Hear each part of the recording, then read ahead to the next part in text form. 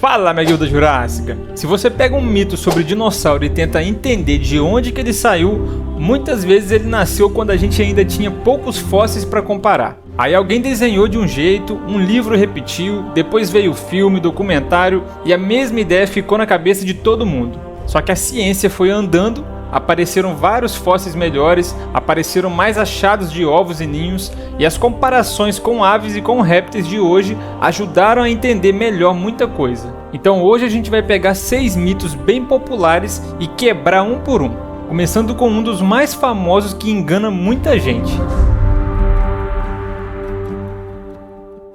O primeiro mito é que a extinção aconteceu só porque caiu um asteroide e acabou ali, simples assim.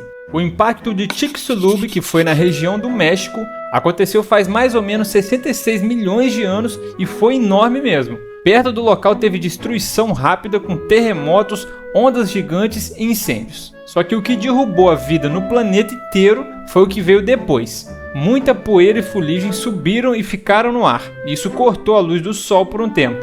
Quando falta luz por semanas e meses, a quantidade de plantas e algas vão diminuindo e aí a comida começa a sumir da base, tanto em terra quanto no mar.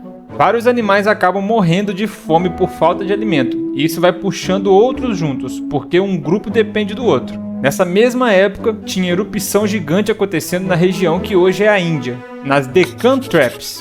Um vulcão desse tamanho solta dióxido de enxofre que vira uma espécie de névoa de partículas lá em cima, e ajuda a esfriar o planeta por um tempo. E também solta CO2, que tende a esquentar o clima quando fica muito acumulado. Então o cenário vira uma mistura de pouca luz, temperatura mudando, chuva ficando mais ácida em alguns lugares e os oceanos sofrendo junto. Uma parte das mortes aconteceu rápido, perto do impacto, só que o colapso geral levou muitos anos.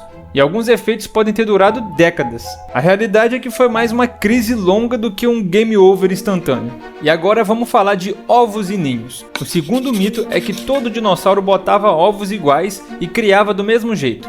Só que os fósseis de ovos e ninhos mostram uma variedade grande, com ovos mais alongados ou mais arredondados, maiores ou menores e com cascas diferentes. Essa casca faz diferença porque ela muda como o embrião respira lá dentro e também muda o quanto o ovo aguenta ficar mais seco ou mais úmido. O ninho também vai variar. Tem lugar com vários ninhos juntos, como a área de reprodução usada por muitos animais, e em alguns casos aparece adulto bem em cima do ninho, numa postura parecida com a de ave cuidando dos ovos. E em outros casos, os ovos parecem ter ficado mais cobertos por areia ou por vegetação, usando o calor do ambiente para se esquentar. Faz sentido aparecer em parte dos grupos esse cuidado com ninho e com filhotes. Só que cada grupo tinha um jeito de fazer isso. Mas agora chega de falar de ovos e ninhos e vamos falar dos bracinhos do T-Rex. O terceiro mito é que esses bracinhos eram fracos e não serviam para nada. Só que eles eram bem mais fortes do que pareciam.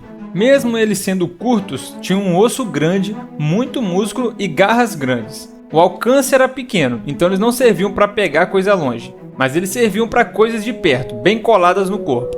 Ele podia usar os braços para segurar uma presa enquanto mordia, ou para prender e estabilizar uma carcaça enquanto arrancava pedaços. Outra ideia bem provável é que eles ajudavam na hora de levantar do chão, porque um animal daquele tamanho precisa de apoio para subir. No geral, o T-Rex resolvia quase tudo com a mordida e com o pescoço, e os braços serviam mais para dar um suporte. O nosso quarto mito vem direto do cinema, o Dilophosaurus que cuspia veneno e abria uma gola no pescoço. O Dilophosaurus de verdade viveu no começo do Jurássico e é conhecido por fósseis do sudoeste dos Estados Unidos. Ele tinha uma crista dupla no topo da cabeça e isso sim aparece bem nos ossos. A versão do cinema ficou menor e ganhou uma gola e a habilidade de soltar veneno, só para ele ficar mais assustador. Nos fósseis, o que dá pra gente ver é um terópode com corpo de predador, com pernas para correr e dentes para rasgar carne, do tipo que caçava presas pequenas e também podia aproveitar a carcaça quando achava. Então o retrato mais seguro é esse, um carnívoro com crista, mas sem truque de soltar veneno e sem gola no pescoço. Em seguida vamos falar do quinto mito, que é achar que todos os dinossauros viveram na mesma época e no mesmo lugar. A história dos dinossauros durou mais de 160 milhões de anos, do fim do Triássico até o fim do Cretáceo. Nesse tempo, os continentes foram mudando de posição, o clima foi mudando, o mar avançou e recuou em várias regiões e muitos grupos surgiram e desapareceram. O Dilophosaurus, por exemplo, é do começo do Jurássico, bem no início dessa história. O T-Rex já é do fim do Cretáceo, dezenas de milhões de anos depois. E os fósseis aparecem em vários continentes, porque os dinossauros viveram em lugares diferentes, em momentos diferentes. Então quando a gente vê uma imagem que junta várias espécies lado a lado, quase sempre ela está misturando animais que nunca se encontraram. E agora a gente vai fechar com o sexto mito, o Compsognathus em bando virando ameaça para humanos, como é mostrado no cinema. O Compsognathus era um terópode pequeno do Jurássico tardio, conhecido por fósseis da Europa. E um animal desse tamanho vivia de coisas pequenas, tipo lagartos, insetos grandes e outros bichos menores, além de aproveitar restos quando aparecia a chance. Não existe nenhuma comprovação de que ele andava em bando do jeito que é mostrado no filme, porque quando acham vários indivíduos juntos, pode até ser um sinal de que era um grupo mesmo.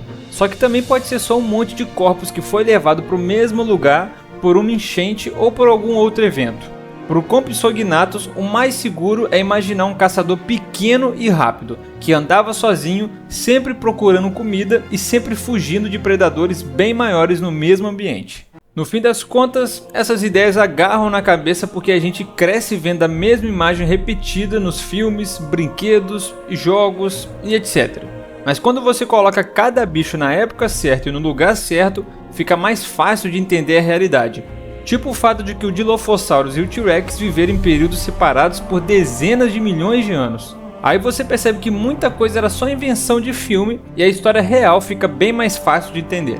Agora, se você quer saber se o Distortus Rex conseguiria tancar a Ilha Sorna de Jurassic Park 3, eu fiz um vídeo analisando essa hipótese. Mas se você prefere saber como seria sobreviver 100 dias como o Indominus Rex no período Cretáceo, eu também fiz um vídeo mostrando isso. É só clicar aí nos links para assistir. E até a próxima!